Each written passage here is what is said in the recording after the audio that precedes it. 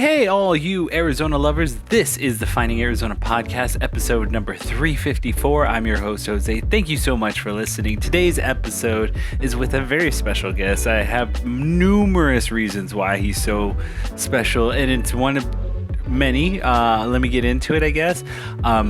This is Brett Shapiro, who is the owner and founder of Paradise Valley Burger Company. And it was very fun talking with him, first of all, just because I got to do actual research by watching a television show, on top of which he is, so that being said, he's been a part of Guys Grocery Games, on top of which Britt has suggested his business for a show that she was on, which is Check Please Arizona, which is available now if you guys want to go search for it. And just all in all, we went to this burger company, this burger place that was so fantastic, and it was so great when we went there that we just, again, it's just been in our memories. We always try and go back whenever we can get a chance to go up there. And it's also one of those places where it's like it's not like one of those places where you're gonna see it and it's gonna stand out. It's actually a nice little hidden gem that I really do appreciate his artistry and his appreciation for what is sometimes thought of as a simple burger, but it's so much more. And we get into it. We actually talk about it, and this is going to be a very special episode. So I hope you guys enjoyed. This is episode number 354 with Brett Shapiro of Paradise Valley Burger. I will see you on the next episode. As always, kisses, hugs, and belly rubs.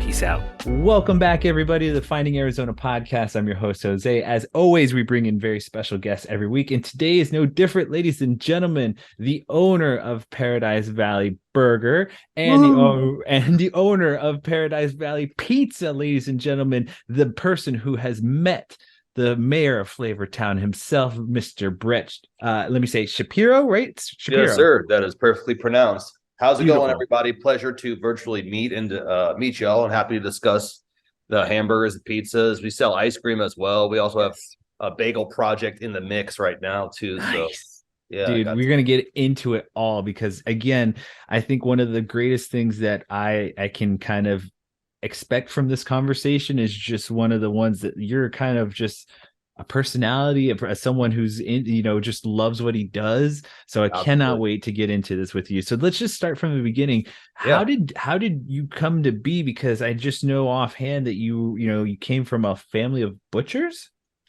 Yep. Yeah. So my grandfather, he was a butcher, and he actually owned a butcher shop in New York City that sits right next to where Katz's Deli is currently. It's like a very iconic, like world famous New York deli.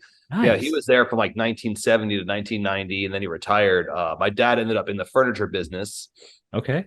So, it kind of went away. And then, so for whatever reason, school wasn't going super well for me. So I got into cooking and then instantly kind of found my love. Yeah. Yeah. Slowly but surely, and ended up with Paradise Valley Burger. And it worked out perfect because my grandfather was a butcher. And actually my great uncle was a baker. So I got the bread and the beef in my jeans. So nice. It was and stuff like that. I love it. I think you're kind of like my little brother, where you're the thing that you're good at is like the thing that you get your hands dirty. You get something that you need to do physically, or just kind of like he wasn't a fan of school himself. He was just more of like, I want to do it and get into it. So that's kind of the route that he's been as an artist. So I just really admire those kind of people, because it just means that you already know or kind of have an inkling of where you want to be, and just kind of like laser focus or something like that. And it's just, again, it's kind of beautiful that it's now become sprouted from your family's kind of love of this food-based business kind of thing. So let's get into the Paradise Valley burger, just kind of because that's the first one of the branching fruit that is this tree. So let's get into how that kind of came to be. How did you get the building? How did that come about? I was actually pretty young. I opened that when I was 27 years old. I was working at a lot of different chef positions around town, this and that. And I always wanted to open up my own thing, had my own ideas. And I was searching on Craigslist one day, and it was a Two Hippies restaurant. And they were looking for a chef to kind of like revamp their menu. Yeah. So I responded to that ad. We were like, we're interested. We ended up doing like a partnership where I was going to buy in basically for half the restaurant, and then it was gonna be half mine, half theirs, and we were gonna come up with this two hippies concept that was literally the Paradise Valley Burger menu that I just written. And then Wow. long story short, like through the negotiations, the lady who owned that place was just like, you know what, I'm done, screw it, I'm out. And then she just literally closed her doors. So I basically, long story short, intervened with the landlord. I was like, hey, I got this concept. I'm ready to run. Give me a shot. I had no like credential credit, these things, but like I'm pretty convincing. So Yeah, you're persistent. yeah, exactly. Yep. Convinced him to give me the shot, and we did. And it's 12 years later now. We're still in the same building. So it's worked Yeah. out, obviously. So there's a couple of routes that I want to go from here, just because there's like a couple of things in my mind that just stirs up just this conversation. One is being that, kudos for you, because you're like me. I'm a very persistent person when it comes to certain things that I want. Is just kind of, I'm just like, I'm a just dog about it. I'm just like, let me, show you, like, give me a chance, that sort of thing. And that's one of the things that I admire about certain business owners, when you just like, you believe in yourself and you're taking a shot. I mean, go for it. Why not? It's like Totally. the worst you can get is a no. Like, Yeah, my mom, in a negative way, she called me relentless when we were talking about, like, I was trying to get the Thanksgiving dinner to not be going when the Giants were going. yeah, And she's like, "Oh my God, you're relentless." I was like, I took that as a compliment, to be honest with you. I was like, I feel like that is like being relentless is a good thing sometimes, to your point, it kind of, absolutely, yeah. absolutely. It will give you real comfort. No, sometimes it's just like you're taking a shot on yourself, and you just really, again, that you have something, and you're just hyper focused or just hyper relentless, like you're saying, just like, I need this can happen, this can work. So let me also just say, like, I love that about you.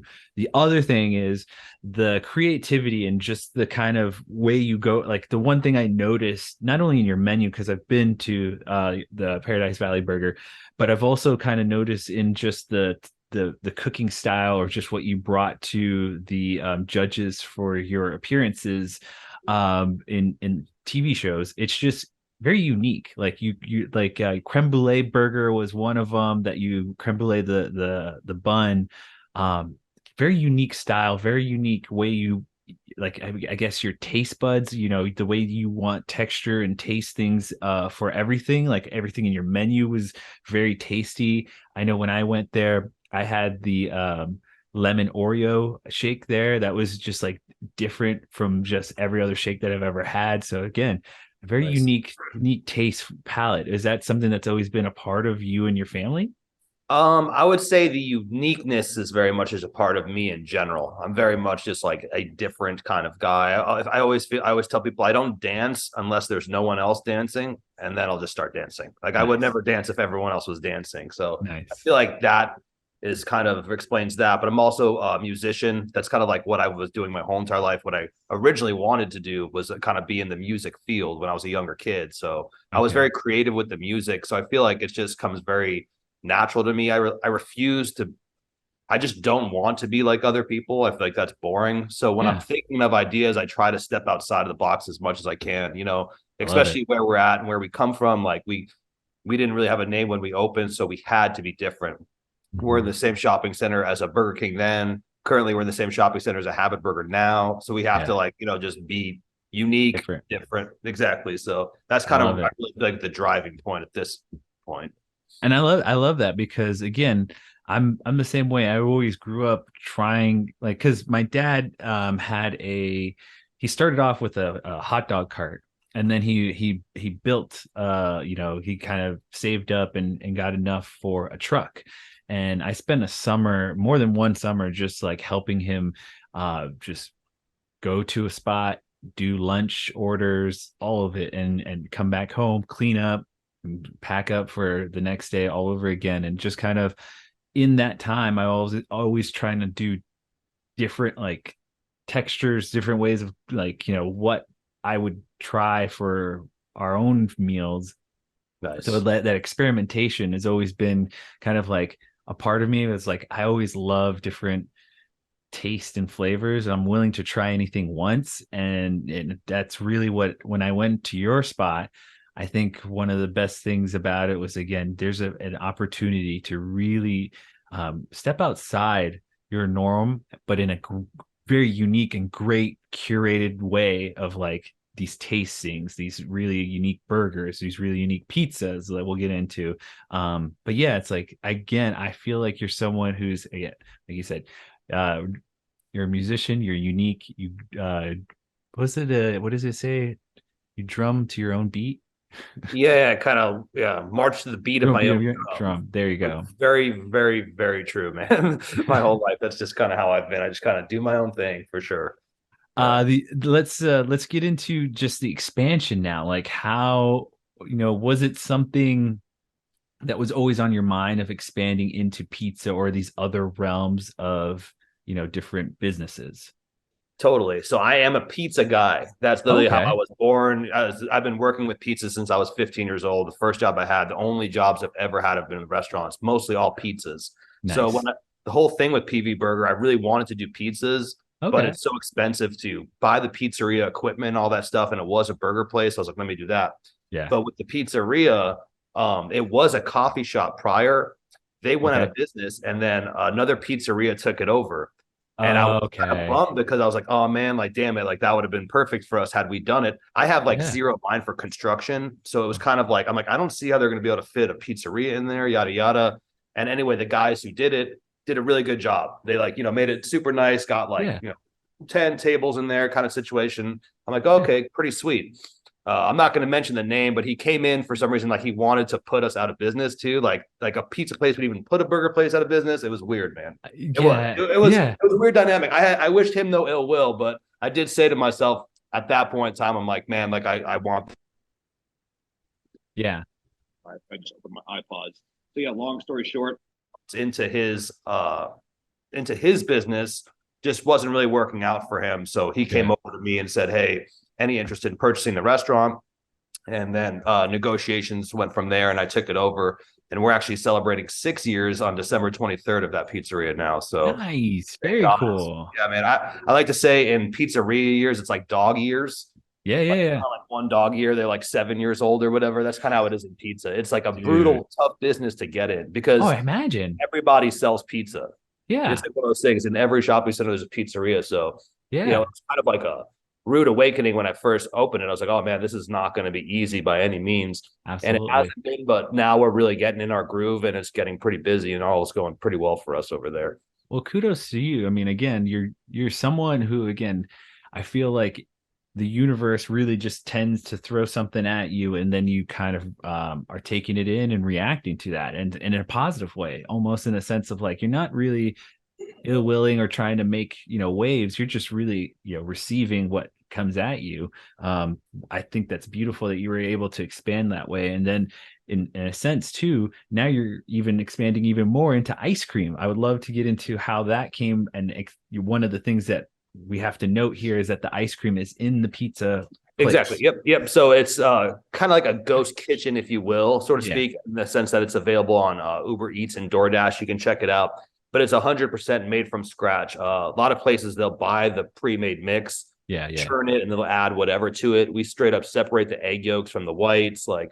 boil the cream, do the whole thing. We actually had to have like a lot of special licenses just to be able to do it. I didn't know when I started how big of a pain that was going to be, but like the licensing process was really pain just because there's not a lot of places that like truthfully make their own ice cream with eggs. I did not know that. A lot of people use like milk and like different powderized products and like, I want xanthan gums and sorts of I was gonna say it's just like straight up natural product. So yeah, that's what we're doing there. It's been going really, really well for us. You can buy it by the pint when you come on in. So it's been pretty sweet. And then our next project we're working on is we're selling bagels at the farmers market. So I'm pretty excited about that too. Yeah. So where does one's thought after pizza kind of split between bagels? Like, how did the situation of the bagels and then the ice cream come about? Yeah, it's a great question, to be honest with you. I'm just really, I want to cook the foods and make the foods that I want to eat, if that makes sense. So I love ice cream. I'm like an ice cream, like that's like my favorite food in the whole entire world. If you put me on a desert island, just like give me a pint of ice cream and I'm like, it's great. Like that's my food right there. So I just feel like a lot of it just comes down to that. With ice cream, I was like, I want to make my own. This seems like a fun process. Started making it, and then I every time I make it, I get into the personality of Johnny Creams. I kind of talk like this, and that's just how I am. I'm a New York ice cream maker. And then the name was born, and then I feel like when the Johnny name came, Creams. yeah, the name Johnny Creams came, I was like, oh, this definitely, should be a concept or whatever and stuff like that. So kind of started there. Really kind of, I mentioned to you that the pizzeria needed to kind of help getting along. Johnny Creams really kind of kicked the pizzeria into action as well, because it started bringing a lot more traffic in for ice cream. They came in, they're like, yo, what's up with this pizza? It's really good. And then that started helping. So that's been really helpful to that. And then to the point with the bagels, was born in Brooklyn, Staten Island, New Jersey. In the middle of the pandemic, I really just wanted a damn bagel. My brother, he lives in New York still. So I was just like, man, I got to start working on this. So I've been working on it since about 2020, right? The pandemic. And now I just have a great team. I'm really excited about it. And so we're going to start selling them in the farmer's market. And then we're going to plan on opening up a storefront early next year is our plan. So I'm so pumped for you. Like literally, Brett, you're the kind of guy, again, I feel like I'm in the same boat as you where it's like not reacting, but almost in the sense of like things that I need or things that I want done. Like I just end up doing it. And I always feel like, oh, this could become something. It works. Yeah. I think it should start with passion, Yeah, like, exactly. I feel like that's what the good thing, like, it's not, you shouldn't be like pursuing things that like aren't of interest to you. Exactly. And I feel for you too, because there's like a level of experimentation and thought and process and just like, again, you're a person who wants to be unique. So it's like, I imagine that like with the ice cream, you went through 100 different versions or 1,000 different versions, whatever. I would love to see that notebook or whatever you guys have like as a playbook. The other aspect too is how beautiful and unique of a situation to think about dough in the sense of pizza, but then you look at dough in another sense of bagels, like how that is probably a different process or a different way of making it. I would love to get into the minutia of this stuff with you. Yeah, so it's interesting too because the bagels. I've been doing pizzas my whole entire life. Like I said, the bagels are very, very mind-blowingly complex. I mean that, like, there's so many different steps you have to worry about, and it takes a long time to get certain things done over the years. But with the bagels, you have the dough, so you can mess that up, and then you have the proofing time. So you want to figure out your proper proofing time as far as airiness, to chewiness, to denseness.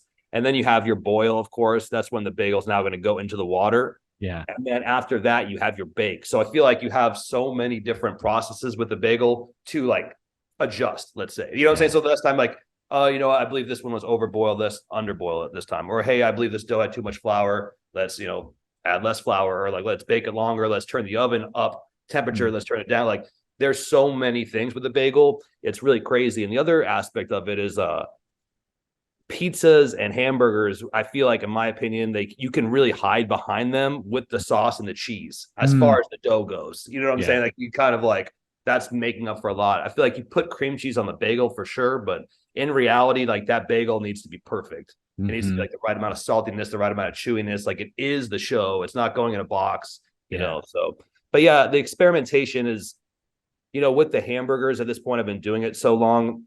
It was a process for sure in the beginning, but now it's just very like, you have your 10,000 hours. You're exactly. Yep. I know it's going to work. I just, like, when I have an idea, I'm like, that'll work. You know what I'm saying? It's like I get nervous when I have an idea that I'm like, not sure will work.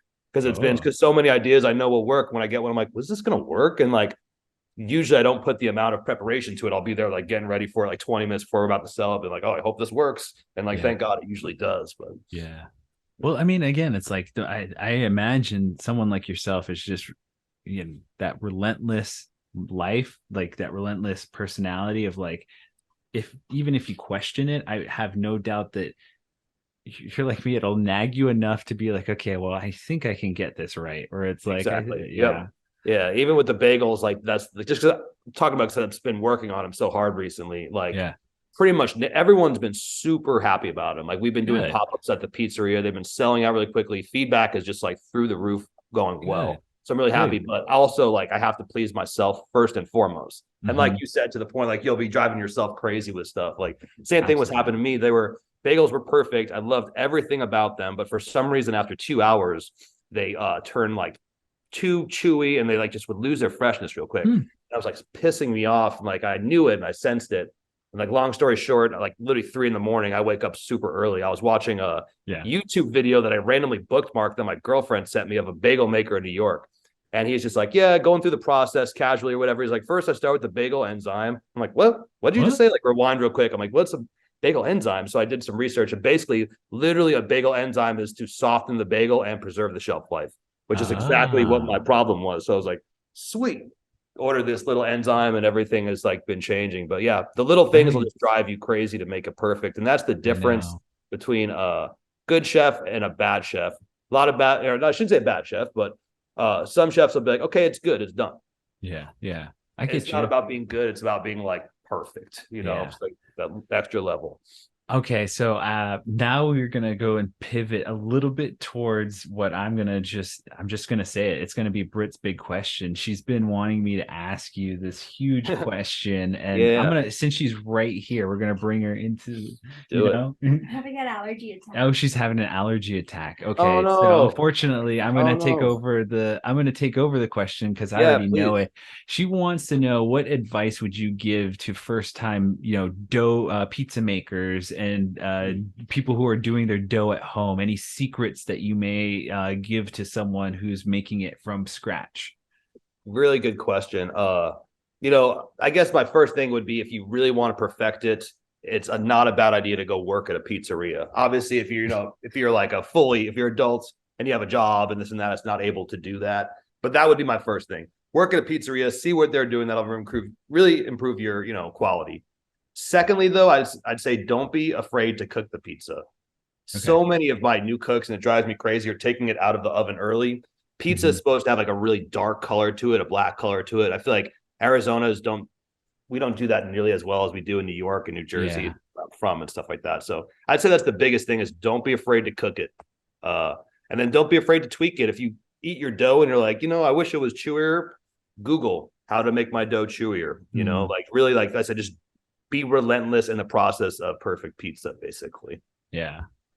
I gotta go make some dough. Oh, blow your nose. She said she's got to go make some dough. Pizza okay. Dough. Oh, gotcha. Yeah, right on. Yeah, we all got to make some dough. You know what I'm saying? She was in the middle of making it this morning, and one of the things that like we're getting into is like the Netflix show, the pizzas and pizza making. I feel like has been in an uproar of like, like you're saying, people. A lot of people like to make it or are in the process of starting businesses that want to do it, but it's like, one of those things that we are relentless about is just, again, the kind of, the quality of your ingredients is the quality of the food that comes from it.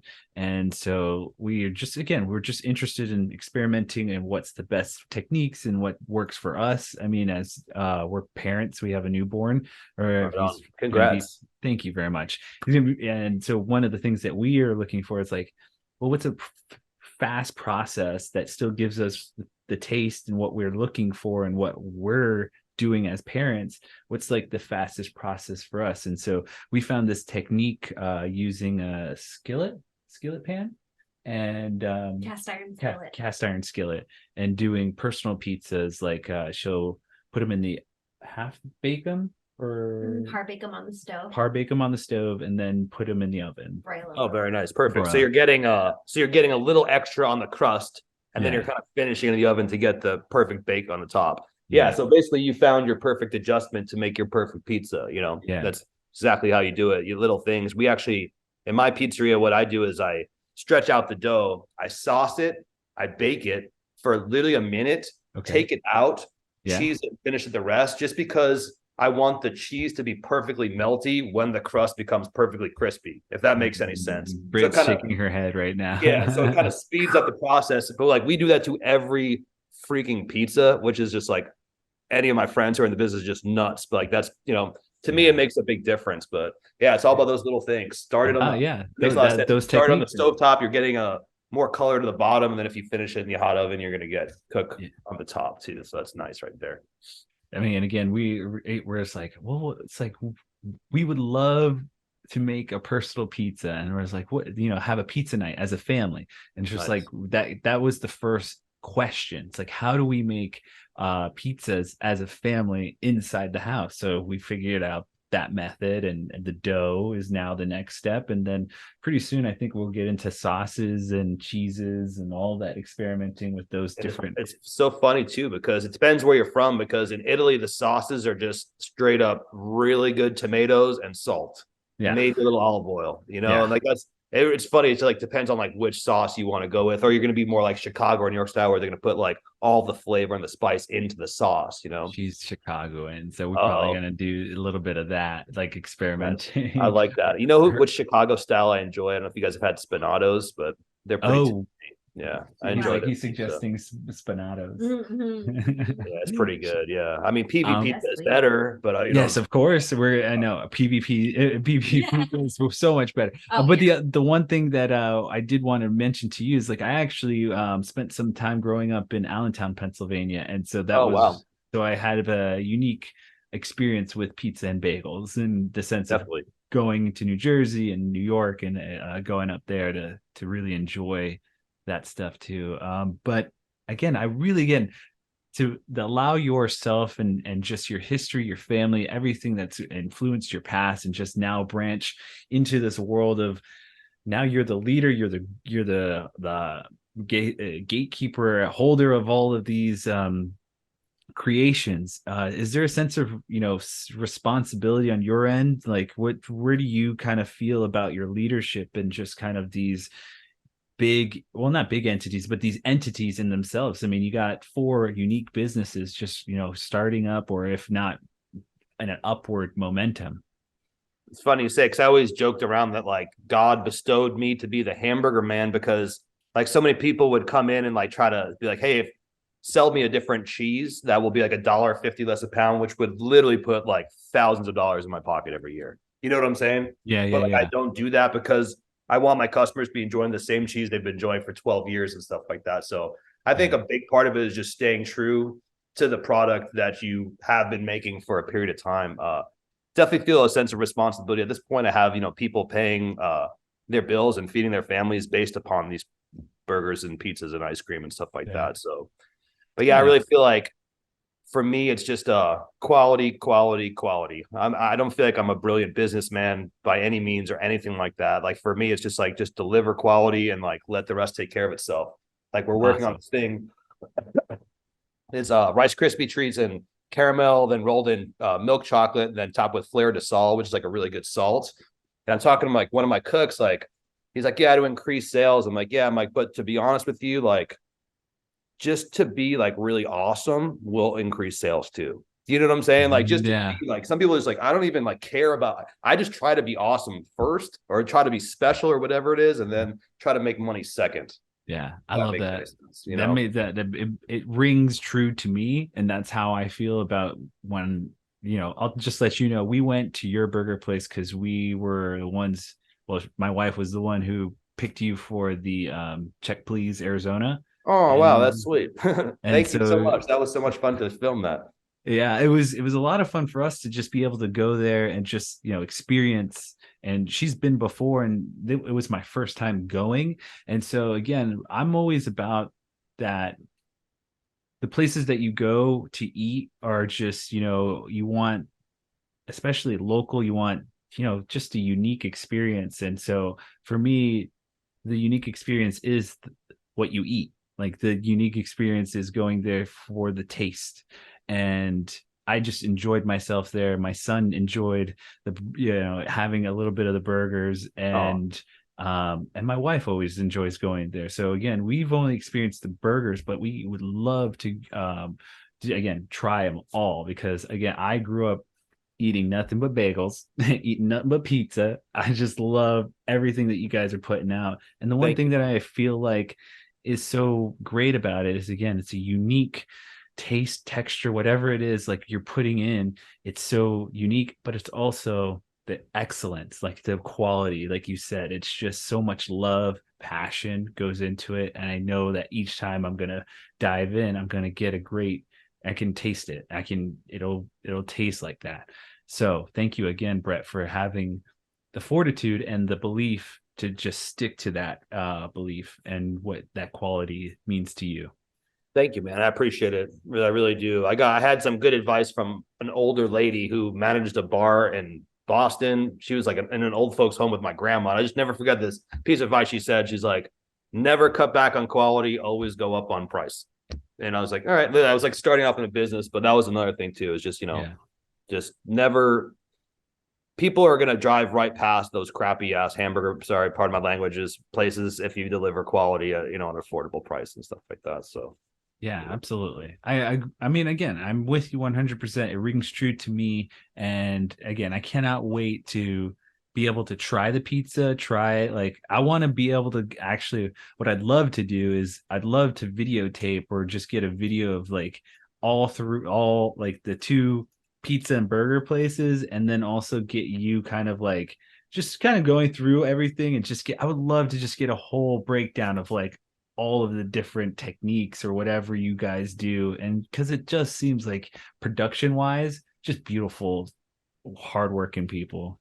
yeah, man, we have literally a lot of beautiful, hardworking people working for us. That's exactly why I'm able to continue to, move on to pizza, ice cream, and bagels. And I could name them all by names, but there's so many of them. But like I would love They're to just have like, you come don't do that. Yeah, exactly. I don't want to forget, but I'd love to have you come by and introduce you to the staff and show you our Thank you. process, and so you could see how we make the bomb grub. Yeah, absolutely. Well, before we even get into just kind of again looking towards goals and future stuff, but I would love to just again tell people one of the unique things like from this past holiday, you had a Thanksgiving burger. Can you just give us an explainer, just like what you guys had going and the uniqueness behind what you guys bring even during the holiday seasons? For sure. So that burger is actually, so instead of being like a burger, it's actually more of like a Thanksgiving feast on a plate that has patties on it, so to speak. So I always joke about it like we sell so many of those burgers every year because like some of your parents' cooking kind of sucks. And then like this is a way to get like literally just so you're like a really good Thanksgiving meal. It totally just tastes like a bomb Thanksgiving meal. Awesome. A lot of the flavors on that burger are literally just the flavors like my mom had taught me how to make. As I grew up making they grew up making a corn muffin stuffing. So to ours, we just did like a roasted poblano, corn muffin stuffing on there. And then we did a sweet potato and then fresh thyme gravy with a little bit of basil in that. Then it had a cranberry apple relish, the two patties, and then crispy fried onions. But yeah, it's more of like a knife and forking situation. And what's so funny about it is when you don't even miss the turkey at all.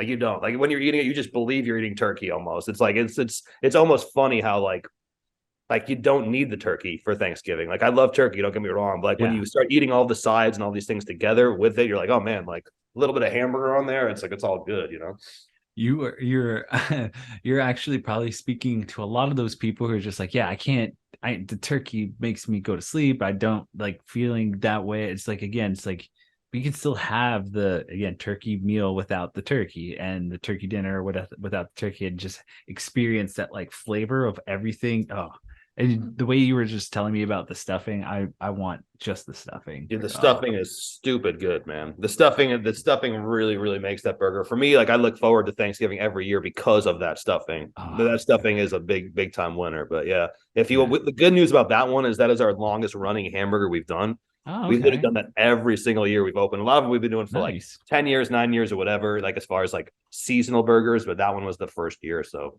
it'll be there next year.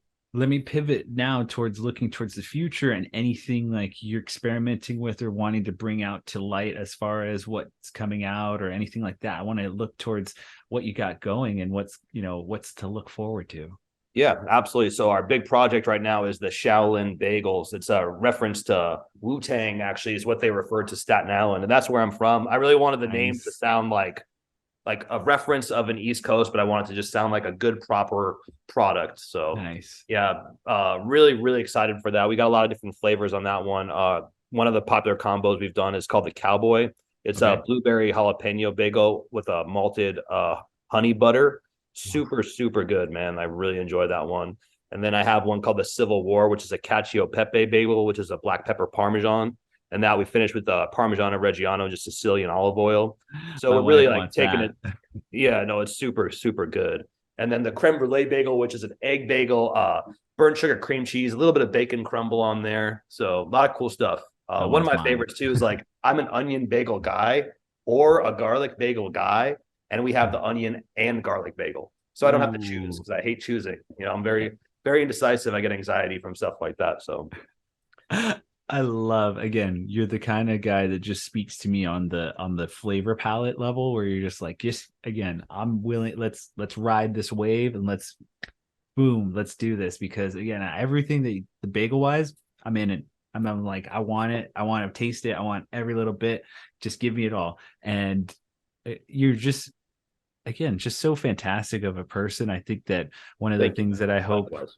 I hope the community will take the time to go out and seek you, because again, you were saying that the two spots are one in the same area, and I have been there. I have seen the pizza place before you owned it, for across the way, and it just, again, oh wait, no, I didn't. You did own it. I just didn't know. Yeah, I just didn't go over to the pizza place. I just was at the burger spot. But I wanted to say, I want to go back, and I want to experience it with you, the owner, and just kind of really give it a full length and a full appreciation. Yeah, no, I would love that. It's funny because you mentioned Check Please, the producer, like spacing on the name right now, but she was so sweet, very, very nice. She was a vegetarian, so we were filming the hamburger the whole time, and she wasn't getting down on that. And then I was offering her food. She's like, "No, I'm all right." I'm like, "Oh, we do portobello mushroom substitutes, make things vegetarian, and Impossible burgers." She's like, Yeah. "All right." But she's like, "I'm probably should grab a slice of pizza when it's done." So I was like, "Okay." So she went and grabbed the slice of pizza, and I came and checked on her after. I'm like, "How was it?" And like, I know when someone likes the food. I know when someone's like it was more of like, because she's from East Coast as well, New Jersey, all that stuff. Yeah. So Yeah. she was super floored by the pizza. So I'd love to Oh, come show good. you. I will say, if you're an Yeah. East Coaster, you're gonna be like, when you eat it, you're gonna be like, thank God. Like Dude, you I've miss seen pizza like this. photos and I'm Yeah. salivating over a lot of it. And the wings, I'm just like, yeah. The wings are tasty. Yeah, we use big wings too, so they're nice and not super fat, fatty or like Yeah. too much skin. There's some nice like meat and juice in there and stuff like that. Tell me, what do you got coming up for Christmas, or anything that you got for the holiday, like for later in New Year's, or like Yeah. anything that event wise that you're trying to promote? I want to hear about So it. yeah, so we're doing the bagel pop up actually. Is today Saturday? Yep. So a Yep, week from today's today, Saturday. we're doing the bagel pop up. That'll Okay. be from 9 a.m. to 11 a.m. inside of PV Pizza. Okay. So that come check that out. We sold out super fast last time, so be aware Nice. of that. Then in January, we're going to be at the High Street Farmers Market and then the Roadrunner Farmers Market, which is off 32nd Street in Cactus, peddling the bagels as well. And then, like I said, the plan is at this point to open up a storefront within 5 or 6 months and hopefully be selling the bagels. But as far as food items goes, for Christmas, we're going to do a Christmas burger, which is basically just like a Christmas style enchilada burger, if you will, red Nice. salsa, green salsa, a little bit of tortilla on there, all that Love tasty it. stuff. And then I was going to do Oh, a tamale tater tots, tamale tater which are tot. just tamales literally diced up and then battered and fried and then served out with like a chipotle crema dipping sauce. Those will be fun. So yeah, man, just eating. What I do is I eat, and then exercise, and then I eat, and then I exercise, and that's just gonna keep repeating probably for quite some time. So I don't I love die. it. Yeah. I love it, dude. You are living a really interesting, beautiful dream that my stomach is now growling. I think I need something to eat after this. But again, I really appreciate you as a person, and what Oh, thanks, man. you've brought to the community here. I'd like to ask this last question, is just give us something that you've learned from this community as far as Arizona, Phoenix, and just kind of what you've learned overall in this business growth and Yeah, experience. man. Honestly, like pretty mind-blowing how amazing the people especially I don't want to just limit it to North Phoenix where the restaurant is, but just I always say the people of Phoenix are. We started from nothing, man. Like a lot of people just extended how you said, "Hey man, I'm an awesome guy." Like a lot of people have had that, sentiment about us and have really enabled us to get to still being in business today. So I'd say the support has been literally phenomenal. Even when I was getting ready to do the bagels, I'm like, I don't know. I'm like, these people, they just want like pizzas and hamburgers at this point in time. You know what I'm saying? Like, I don't know. Like, then I like get ready to do something like that, and they're all just like all over it. Or we're selling pies, and they're just like all over it. So it's really just, yeah, our pies are stupid good too, man. We're excited for that next year. But yeah, so I just at this point, it's been enabling me to keep going. That people are supporting us and purchasing it. So honestly, like pretty much blown away by the people of Phoenix and their support for sure.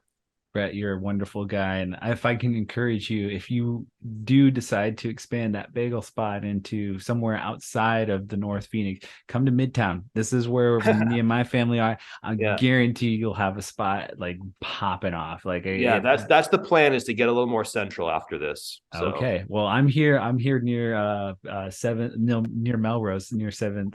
And if to have you just somewhere nearby, and I guarantee you I'm there every day. Right on, man. You'll be our best customer. I like that. Yes, sir. So at the end, we give it to you to let everyone know where they can find you online, all the social media. So take it away. Right on, man. You can find us at Paradise Valley Burger Company on Instagram, on Facebook. Check out Paradise Valley Pizza Company on Instagram and Facebook. We actually have TikTok as well, Paradise Valley Burger. Then check out Johnny Creams AZ on Instagram, or go to johnnycreams.com and place an order. You can find Johnny Creams also on DoorDash and Uber Eats. And just keep being awesome, Phoenix. We love you for sure. Absolutely. And I have to say, if you're not already following these guys on social media, hilarious. You guys bring the funny, and it's very unique, very joke worthy. Like, it's just all funny stuff. So again, kudos to you guys for what you guys are doing and pulling off over there. If I can, again, get you to come to Midtown, I'll be happy. I'm a happy man just to travel to you and go up there. But again, I cannot wait to see you again. I cannot wait to meet you in person. Totally. Before we go, we do have an end bit. Ladies and gentlemen, you can hear every episode of our podcast at findingarizonapodcast.com. We make it easy for you guys to connect with us, so everything's under Finding Arizona Podcast. Last but not least, we always say kisses, hugs, and belly rubs to our four-legged friends, as always, and we will see you on the next episode. Good night, y'all.